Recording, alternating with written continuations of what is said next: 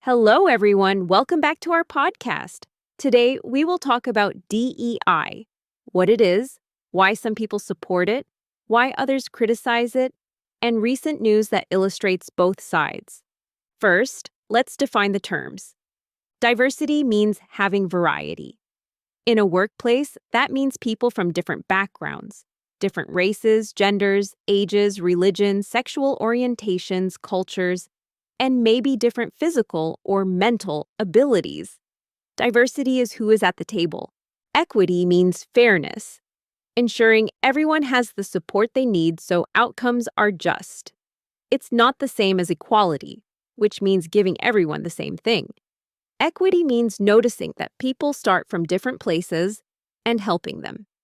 Inclusion means creating an environment in which all people feel welcome, respected, involved, and valued. It's about culture and behavior, making sure people's voices are heard. So, DEI programs are plans or policies that companies, schools, or governments use to try to increase diversity, ensure equity, and become more inclusive. Now, what are the good things about DEI? Let's look at several benefits. Better decision-making and innovation. Diverse teams bring different ideas, different perspectives. If everyone is the same, you might miss possibilities. If you have people with different backgrounds, they see different problems and suggest different solutions. Many studies show more diverse teams are more creative. Improved employee morale and retention. When people feel included and believe they are treated fairly, they are more satisfied. They stay longer in their job, they work harder, they feel that the workplace values them. This lowers turnover when people leave and recruitment costs. Fairer workplaces, equity in pay, in promotions, in training opportunities means people who were historically disadvantaged get a better chance. This corrects past inequalities. Schools, companies, etc. try to dismantle barriers, for example, bias in hiring, public image, and competitiveness. Many companies want to show that they care about fairness and inclusion because customers, employees, and society increasingly expect that. This can help with brand image, attracting talent, and sometimes even improving financial performance.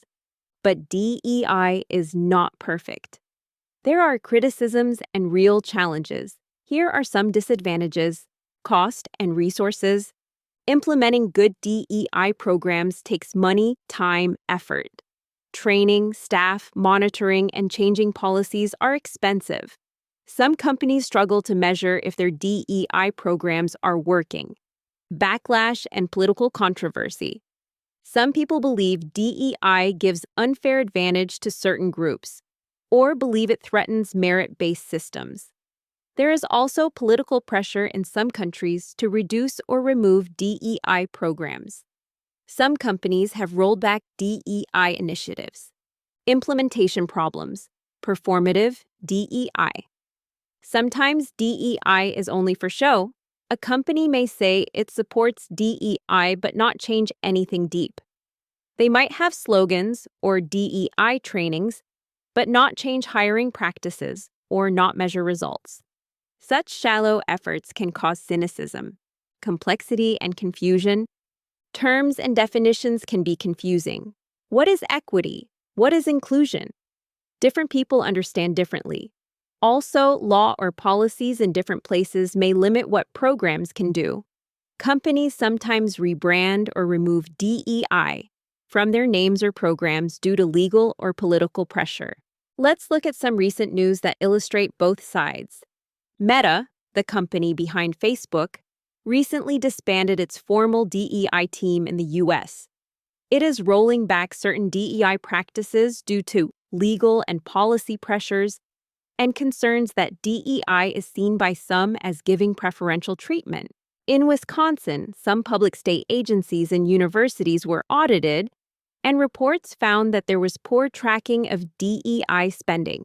It was difficult to see if DEI programs were being effective, and some DEI roles or programs are being renamed or reclassified. These examples show that DEI is in a challenging moment. Institutions see the benefits, but also face pressure, legal constraints, budget issue, or public criticism. What do good DEI programs look like, and how can organizations avoid the disadvantages? Clear goals and measurement. Decide what you want to achieve, e.g., more hires from underrepresented groups, fairer pay, more inclusion in meetings. Then measure results. If you can't measure, you can't know if it's working.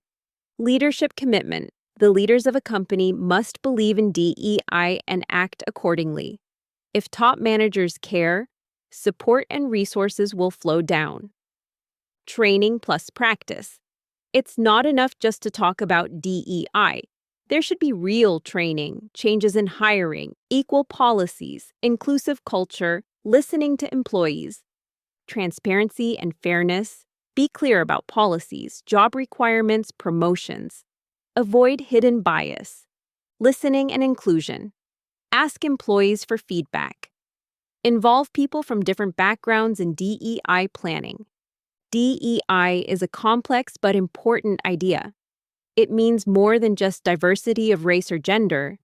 It means making sure people have fair access and feel included. If done well, it brings benefits. Innovation, better teamwork, happier employees, fairness. But doing it well is not easy. There are costs, misunderstandings, political risks. Real life shows us that some companies commit to DEI and make real progress, while others face legal or social pushback or turn it into just words. Ultimately, DEI works best when it's not just a trend, but part of the identity of an organization, when it's part of the culture. Thank you for listening to this episode. If you found this interesting, please share with a friend.